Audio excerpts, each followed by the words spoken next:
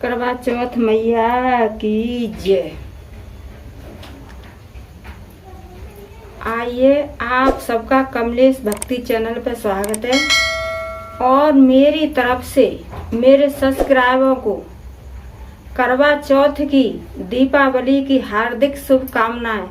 आप सबके लिए करवा चौथ मैया दीपावली शुभ शुभ हो।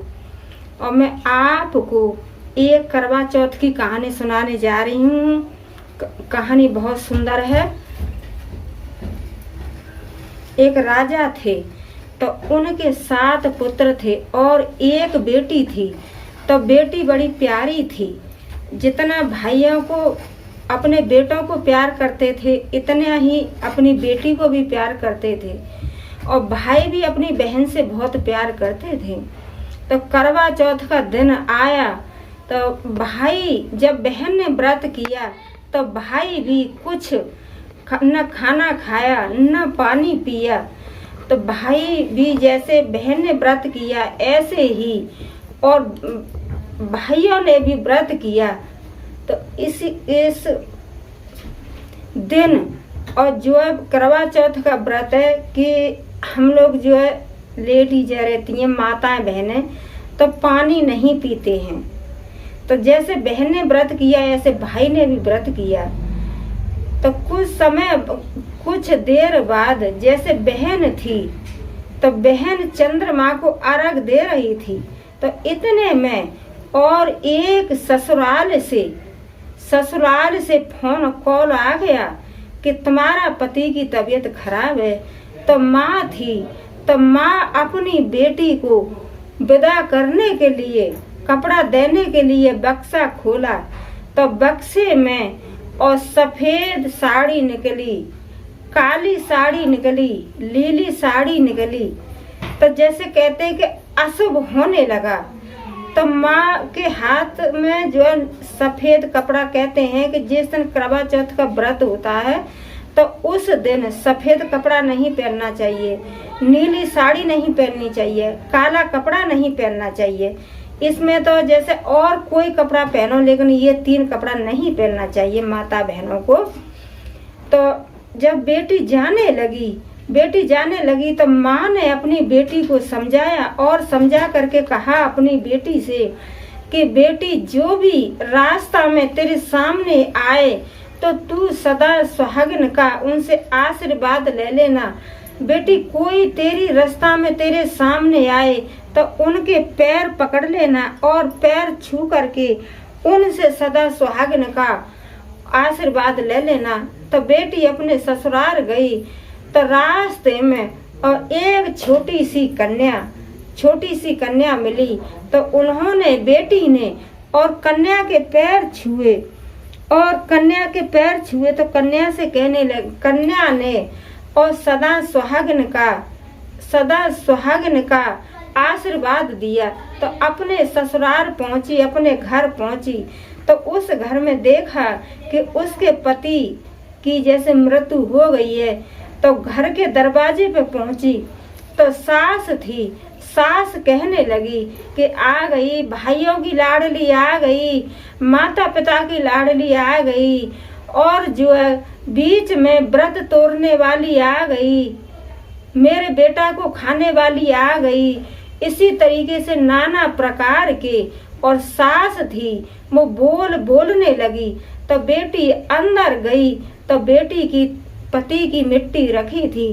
तो जैसे मिट्टी को और बाहर शमशान ले जाने के लिए जा रहे थे तो बेटी ने सबसे हाथ जोड़ करके कहा कि मैं अपने पति की मिट्टी शमशान में नहीं ले जाने दूंगी और मेरे पति की मिट्टी तो एक तरफ कहीं रख दो। तो मैं तो 12 माह और अपनी करवा चौथ मैया से और प्रार्थना करूंगी और करवा चौथ मैया से मैं अपनी सुहाग की आशीर्वाद लूंगी। मैंने गलती की है तो गलती से, और मुझे करवा चौथ मैया ने ये फल दिया है। मैंने गलती का अपराध किया है, उसी अपराध का फल मुझे ये मिला है। तो बेटी ने और अपने पति को कहीं नहीं ले जाने दिया। और एक जंगल था गांव के पास, उसी गांव में और एक मढ़ैया बना करके और अपने पति की मिट्टी वहाँ रख करके और बैठी रही और जो करवा चौथ मैया का नाम जपती रही। हे करवा चौथ मैया, मैंने अपराध किया है, मैंने गलती की है। हे करवा चौथ मैया, मुझे आपने गलती का एहसास करा दिया और मैं फिर दोबारा आपके व्रत करूंगी। हे माँ, हे करवा चौथ मैया, मेरा सुहाग मुझे वापस दे दो। इसी तरीके से और 12 माह तक बैठी रही। तो भादों में चौथे आई तो करवा चौथ मैया और एक बुढ़िया का रूप रख करके आई।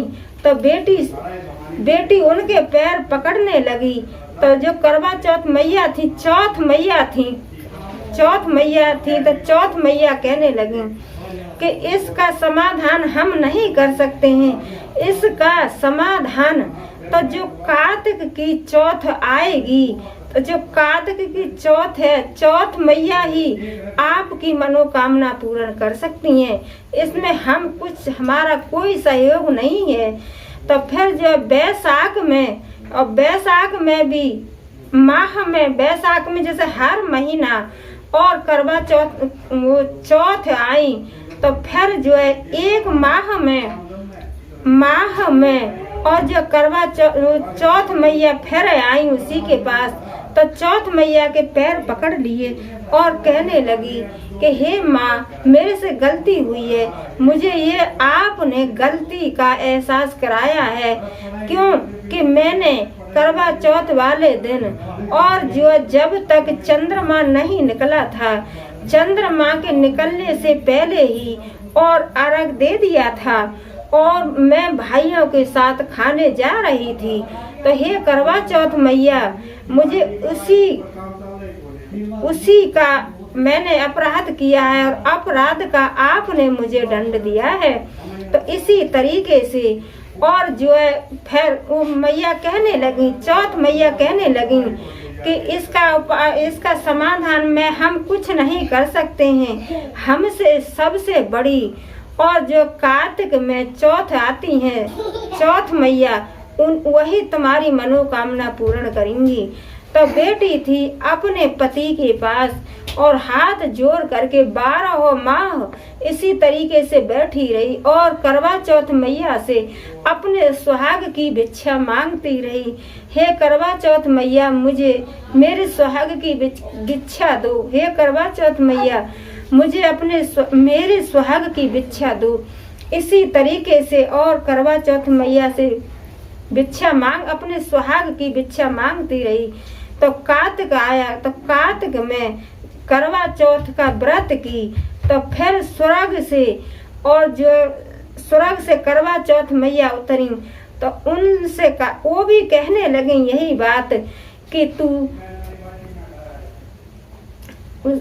वो मैया कहने लगी, करवा चौथ मैया कहने लगी कि तू बीच में व्रत तोड़ने वाली, तू भाइयों की लाडली, माता पिता की लाडली, तू बीच में तूने व्रत तोड़ा, तू आ गई, अब तू क्या चाहती है? तूने तो बीच में ही भाइयों की लाडली थी, माता पिता की लाडली थी, इसीलिए तूने और जो व्रत बीच में तोड़ ही दिया। तो जो बेटी थी, बेटी ने और करवा चौथ मैया के पैर पकड़ लिए और ननद थी और ननद भी जाती थी। तो ननद खाना लेके जाती थी तो उसमें क्या कि लस्सी और बासी रोटी भाभी को देने के लिए जाती थी और ननद भी बोलती थी कि ले मेरे भाई को खाने वाली, तू भोजन खा, तूने मेरा भाई तो खा ही लिया, ले तू भोजन खा, तूने मेरे भाई को तो खा ही लिया। माता पिता की लाडली, भाइयों की लाडली, इसी तरीके से सास भी बोलती थी और ननद भी बोलती थी।